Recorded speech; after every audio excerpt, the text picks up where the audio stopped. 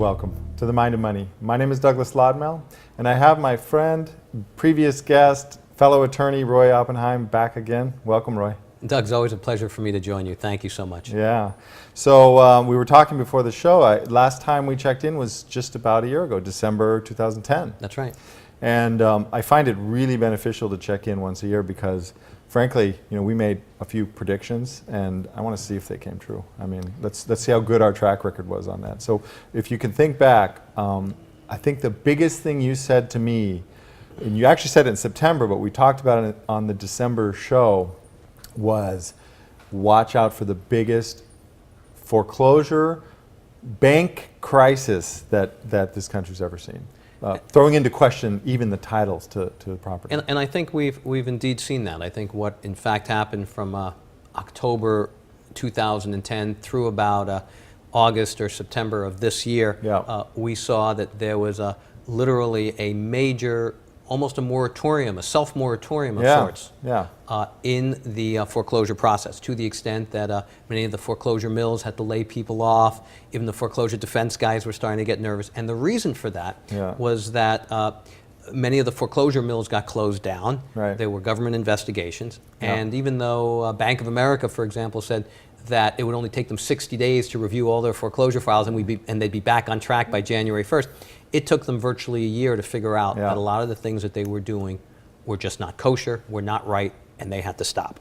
Well, and we had huge settlements during that time. I mean, actually, Bank of America, didn't they have a very large settlement where they were settling on their illegitimate foreclosure practices, and went into the court, and the judge actually threw it back out and said it's not big enough settlement. I mean, this was a huge thing. Actually, ironically, many of the settlements have gone back to the judges, and both in Citibank's case and in Bank of America's case, the judge each time said, no, this is unacceptable. And so the Bank of America settlement is far from settled. The New York Attorney General has stepped in. The Internal Revenue Service may be stepping in. I mean, there are a lot of different parties that are now stepping into that process. Same thing with Citibank. They tried to settle with the Securities and Exchange Commission, and the judge at the last minute said, no, this is an unacceptable settlement. And so what we're seeing is that the banks literally got their hand not just caught in the cookie jar, but the lid was slammed on it, and everyone got to see the hand just like hanging there in the cookie jar. That's right. That's right. Well, it's like a slow-moving train wreck. I feel like the foreclosure is just one of the canaries in the coal mine as we see this thing just explode on impact, and you see there's still another 120 trains that have yet to feel it. What are you seeing? And I mean, Europe is the big talk right now, and we talked about this a little bit. Through the back door, you get an insight into what's going on with the global economy by watching your own foreclosure practice. Right, and I think that's very true. What we're starting to see is that there's a lot of capital flight coming out of Europe. Some of it coming out of Russia, a lot of it coming out of South America, and it's not going into the stock market this time because people just can't. They've kind of figured out that there's something not quite right with where the market's at right now. That's right, and it's an intangible, and so what they're looking for is a tangible, and so they could go into gold, but gold's a little bit high right now, and so people are saying, South Florida real estate or Florida real estate is not a bad deal because I get it on discount on two fronts. Obviously, the dollar is still weak compared to other currencies. And because of the foreclosure crisis and because there's so much distressed property out there, prices are not going up. If anything, they're drifting downward or staying at a very, very modest number. And so people say, hey, I can buy this, I can use it, I can rent it, I can make money. Well, and it makes sense. I mean, if I were in Europe right now and I had euros, I would absolutely 100% be working on getting them out of euros and into dollars. Right. And ironically, I'm very bullish on the dollar. I think that what you're seeing there and what you're referring to is that flight to safety. And the dollar is still, the cleanest dirty shirt, as they say. And then when this currency comes into the United States, they really don't want 1% in Treasury bonds, and they're certainly not going to buy municipal bonds because they, understand that is also very risky in many ways. And so what becomes safer is buying a tangible, real asset. Well, and here's the irony: is that right now what we have, and I've been telling my clients, that we're in a moment of really uncertainty, global uncertainty. I don't think anybody has the crystal ball that can tell you this is the way this is going to play out. But I think the really smart players are saying, I know that when it's time to get my chips off the table. I know when the deck just got stacked against me. And so what you're seeing is your people are pulling those chips off the table. And where they're going is where they feel that they're safe. Right now that's dollars, and to some extent, like you said, real estate, especially something that they think they can use or that they could rent to maintain if they needed to. Right. I mean, I think one of the things we're seeing that we didn't predict when we were here last December was this whole Occupy Wall Street movement. Yeah, totally, out of left field there. And regardless of what the people on the right say, that they're filthy, they're dirty, they're this or that, they have resonated a chord with middle America. Yeah. And there are like at least two currents that I see. Mm-hmm. One current is that there's this huge economic inequality in the United States, and that over the past 10 or 20 years, we've seen one very small group maximize and capitalize on what's been going on in the economy, and another group that has lost a lot of ground. So that's one track. And the other track that we've seen, and I think you've almost talked about, you may have just hit upon it just slightly, is that we've seen that the government and the banks and the Federal Reserve are so intertwined in a hornet's nest, and that hornet's nest is not good. It's not healthy.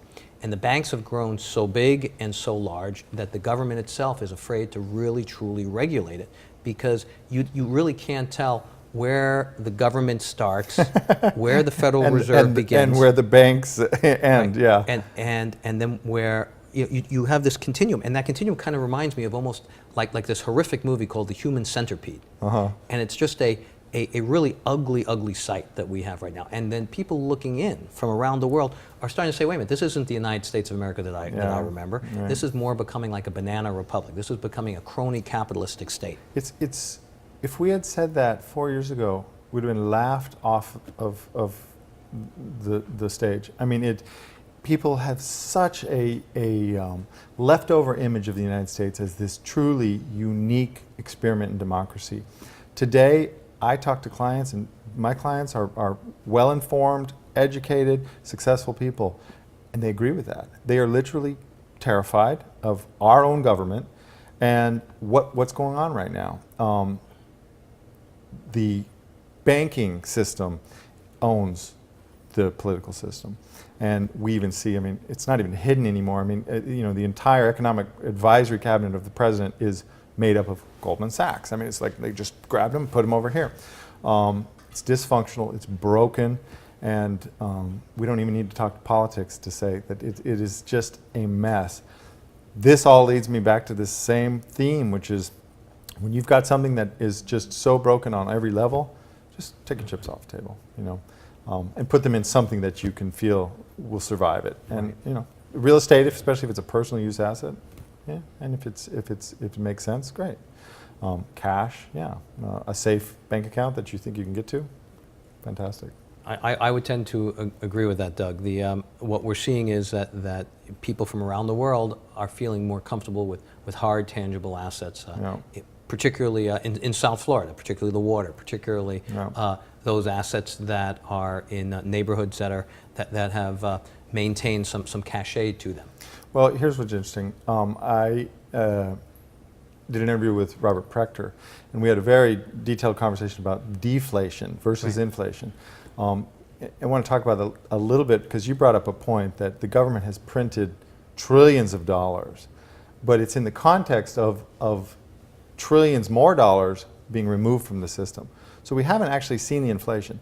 Not only that, where did all that money go? That's a wonderful point, and I've been blogging on this for the past several days or so, how basically the Federal Reserve gave $7.7 trillion, that's a T, not a B, not an M, trillion dollars to the largest banks in the United States and the world, lent it to them at effectively 0%. It was 0.02%, which is really 0.002. I mean, free. Right, I mean, basically free. And then they immediately turned around and purchased, to a large extent, treasuries at 1.25%, and maybe some other assets that they messed around with. Well, they went into the commodities market, they traded it, they gave it to their prop desk. But they didn't lend it to Main Street America, which would have seemed like the thing they were going to do to help reverse this deflationary cycle and create an infusion of cash and make people feel like there's more money in the system. They didn't do that. And so they used that $14 billion in profit, which really came off the backs of you and me, to basically pay themselves bonuses continue to lobby Congress to make sure that Dodd-Frank got watered down as much as possible. Yeah. They use funds to elect those officials in the last election cycle that would see things their way and that wouldn't get involved with this notion that the banks are too big, too large, too big to be governed. Right. There's been legislation in the Senate now for several years, which I didn't even know about breaking these banks up when they get to a certain size. Yeah. I think what happens is that you just, as I mentioned, cannot figure out where the banking industry ends, the Federal Reserve ends, and the government begins. It's just like this freaking human centipede, and it just undermines the integrity of the entire system. It undermines the integrity of a notion that we have a true democracy or a constitutional democracy. It underlines the notion that people are more important than money and dollars. I mean, the fact that we're now seeing, through a Supreme Court decision, that corporations are people. I mean, the question is, how do you arrest a corporation? I mean, President Obama just last night said that he didn't believe that anyone really is going to end up going to jail because no one individually committed a crime. Well, maybe he's right. But these entities, these institutions, had knowledge. They had more knowledge than anybody else of what they were doing. They knew the risks they were taking. They knew whose money they were playing with. They knew whose lives they were going to ruin. Yeah. And so where is the culpability associated with that kind of reckless behavior? So I don't buy into the notion that a crime wasn't committed. I buy into the notion that we haven't advanced our legal system sufficiently to deal with these very complex financial crimes. Well, we have, but we're ignoring it, because if we look back at the S&L crisis, during the S&L crisis, we had, I think, 1,800 referrals to the Justice Department out of that, and I think some 600 people went to jail. And that was a crisis 1/10 the size of this one. Do you know how many referrals we've had to the Justice Department? It's been less than a dozen. It's been very Zero. few. Zero. I mean, nobody is being referred. So we know who the culprits are. They are individuals. They're just not being held accountable, because right. Now we're hitting right into the mainstream. And it's what you're saying. It's that the banks, the Federal Reserve, and the government right. are one entity right now, and right. You're just not going to attack yourself. Right. And so I think Occupy Wall Street is a felt sense of the people going, something is wrong. Right. I know it's wrong, and I don't know what exactly, but it's got to stop. It'll be interesting to see what comes of that. It's very clear there's a coordinated effort to suppress it. I mean, if this $7.7 trillion had been given both to, let's say, the banks and the homeowners to modify home loans so people wouldn't have the desire right. to walk away, because even if you do modify a loan at 2 or 3%, if it's still $150,000, $200,000 underwater, you're still going to walk away. Under the best estimates, it's a 10 to 20, 25-year run till you have that value back. It makes no rational economic sense yeah. to stay in that property. So until we come to that realization, property values are not going to increase substantially, if yeah. at all. Well, okay, so let's talk about that. Foreclosures, we saw obviously this massive bubble come through. As you said, September, December last year, we had this crisis in foreclosures. The banks got their hand caught in the cookie jar. They basically had a moratorium. They just kind of stopped. Now you see them picking back up. Right, correct? And actually, but during that period of time, it's interesting because a lot of absorption occurred in the real estate market. Yeah, finally. And yeah. so some properties were taken off the market. They were sold. Yeah. In some cases, property values went up a little bit or stayed the same. They didn't precipitously decrease. Now there's a new wave. It's not going to be as large, yeah. but it's going to be a continuous stream of foreclosures that are going to come through. You're also going to have what are called zombie foreclosures, which are cases where, in many cases, foreclosures were dismissed. We have a lot of clients where we were able to get the foreclosures dismissed, but they weren't dismissed permanently. The bank now has a total of come back. Right, they come back, and they come back from the dead. Yeah. And so far we haven't seen them come back, but we know the banks have the right to bring them again. Yeah, sure. And they have to first, of course, pay a new filing fee. Yeah. They have to pay my attorney's fee, yeah. and they got to reserve my client. Yeah. Which are capable of doing, and should they do that, we have that wave of foreclosures that's going to come through again. Right. In the meantime, the judicial system has taken a big hit in terms of their budget. A lot of the retired judges that were brought in for special dockets and special units that were just dealing with foreclosures have been furloughed again. Okay. That was money that came through one of the bailouts from the Obama administration, so that money is now gone. Yeah.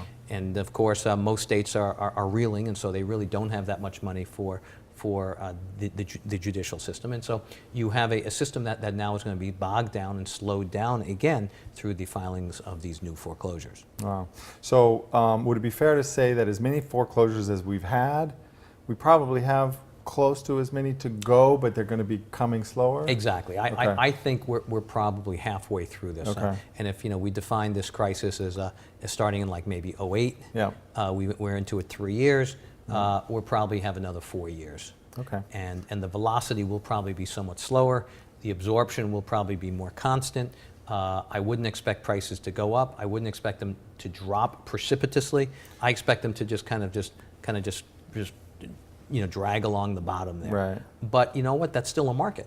And Yeah. if people know that that's the price, that's better than we were, let's say, in '07 or the beginning of '08, where there was no market. We couldn't get an appraisal. We couldn't even figure out how much a property was worth. Yeah, that's an interesting feeling to be in a market with, in the market they say there's no bid. Right. When you're in a market where there's no bid, right. I used to have clients call me saying, I have this property, there's no bid. I can't get a single offer, no matter what price I put on it. There's no bid. No, Nobody will come up. And therefore the banks can't refinance it, they can't modify because they have no idea what they're dealing with. Right. The other point I want to bring out, and I think we talked about this at lunch a little bit, is if the banks were to bring all their foreclosures to market right away, and they did, Crash the market. they would crash the market. Yeah. They would not only crash the real estate market, they probably themselves would become insolvent because at that You point, mean be found out that they're already insolvent? that's right. It would be that the emperor not only is not wearing clothes, but Yeah. that you now realize the emperor is not wearing clothes. I mean, Exactly. we're not noticing that the emperor is not wearing That's clothes, right. and we would see that in fact they are indeed insolvent Yeah. because they'd have to bring their books, the Yeah, value mark to market, right, and exactly. which is, I mean, you think real estate's the only thing they have on their books? Right. No, they have a lot more on their books than real estate. And if they had to market all the derivatives that they have on their books, all the off-balance sheet transactions that have no price, they're so insolvent. It's scary. I mean, that's really my biggest concern is that we have institutionalized accounting fraud across the board, and every Ponzi scheme ultimately comes to the same end. This one is going to come to that realization at some point. Ponzi schemes, which are really, Ponzi schemes are just illegal pyramid schemes. But where you have pyramid schemes that are sanctioned by the Federal Reserve Right. and sanctioned by the government, by definition are not Ponzi schemes. Yet they still are pyramid schemes. Right. And They pyramids, still have the end result the same. maybe not. Maybe not. In fact, there were some Republican candidates who called Social Security a Ponzi scheme, Yeah, right. and got in a lot of trouble. Yeah. What he really meant to say, whoever that candidate Pyramid scheme. was that it's a pyramid scheme that has been legitimized, and the question will be, can that scheme continue in perpetuity, or does at some point hit a wall? Well, here's the thing. Okay, whether you call it Ponzi or pyramid, the net effect is that you consistently have to have increasing amounts of money coming in to support the previous investors. right. At some point, we literally run out of headroom. There's not enough money. And what's interesting is that our money itself, the actual dollar itself, because it's created through the process of debt, Right. and that when we create $10 trillion through debt, Right. we don't need $10 trillion floating around to support that. We need 14 trillion because we have to now pay interest on a full 10. So next year we better get more money into the system. That again is a pyramid scheme. Ultimately, what the world is trying to digest, as you say right now, is an overload of that, where we've hit the upper end of that wall. We either expand the pyramid scheme Right. to the next level, which is only going to kick the can down the road, Right. or we go ahead and say, hey, we need to restructure it now, which means the previous investors lose, which is all of us. Well, there's this institutional reluctance to have the bondholders take a hit. I mean, Yeah. this European crisis is one of the first time that we're actually seeing the bondholders take a hit. But during the '08 crisis here domestically, we wouldn't let the bondholders take a hit. It was like almost a sacrosanct third course, rail that we yeah. couldn't let the bondholders take a hit. Yeah. And I think the bondholders have to become responsible. I think They have to. not just the shareholders. I mean, I think what we're seeing is that if we're going to have what I call enterprise liability for these banks, Yeah. which constituents have not yet taken a hit for the most part? The shareholders always take a hit, okay? They take Right a hit away. first, okay? So that means the 401ks, the pension plans, they all get killed, right? Yeah. But does management take a hit? Upper management, how do they take Right. a hit? Right. How do the directors take a hit personally? Yeah. With Sox, not Frank Dodd, but Sox. What is the other one? Sarbanes-Oxley. Oh, Sarbanes-Oxley, right. yeah. When a director or an officer signs Right. the financial statements Right. and they're Are wrong, they they're supposed to responsible? be personal and potential criminal liability. We've never seen that happen. Okay, Yeah. so Rarely. that's something that we need to take a look at. Yeah. So the directors, management, obviously some employees, and ultimately the bondholders are four constituents within an enterprise that need to start taking personal responsibility for their conduct. And as a system, as a legal system, we have not done that. Well, because the system is controlled by those people. Right. I mean, we're fundamentally at the mercy of them. Until we get that in order, the only way I see that happening is collapse. You know, that we have it forced upon us because there's no voluntary action to do that. Okay, so I would like to ask for a prediction. Last year you predicted very accurately that we have, this probably major crisis. You were right on point. What do you see for the next year? I see that there'll be something that we completely don't anticipate. Okay. Some sort of major crisis. It'll probably be exogenous. I'm not sure what it's going to be. Okay. But because of just so much craziness in the air right now, I think we'll be sitting here, if we're lucky enough to be sitting here in a year, that we will say, boy, we didn't see that one coming. Yeah. And that's what I'm predicting. Well, I think because you said it, we do see it coming. We just don't see where it's coming from. Right. I mean, Right. I agree with you, and I think that's great. But I don't want to sit here and pretend that I'm clairvoyant, and that I No. know what's around the next corner. I'm just saying that just from looking at the tea leaves and seeing what's out there, Yeah. I know that I can't predict what the next crisis is going to be, but it's going to be a doozy. It's going to Feels be big. like it to me, and I think I'm looking at the same tea leaves because for me, don't know what it is. I mean, I can point to probably 24 different dominoes, any one of which will launch us into something that makes 2008 look like it was a practice dry run. Right. And the unfortunate thing is we will then not have learned from that mistake. We will have not put whatever structures and strictures in place to prevent that from happening. Yeah. And so, I just wish us all the best, Yeah. Well, Roy, thanks for coming. Oh, it's my pleasure. Really great. Have a happy holiday. Thank you. I You appreciate too. you having me back. Thank you, Yeah, Doug. we'll talk to you soon. Thank you. Thank you for joining me on The Mind of Money, and we'll see you next time. That was great.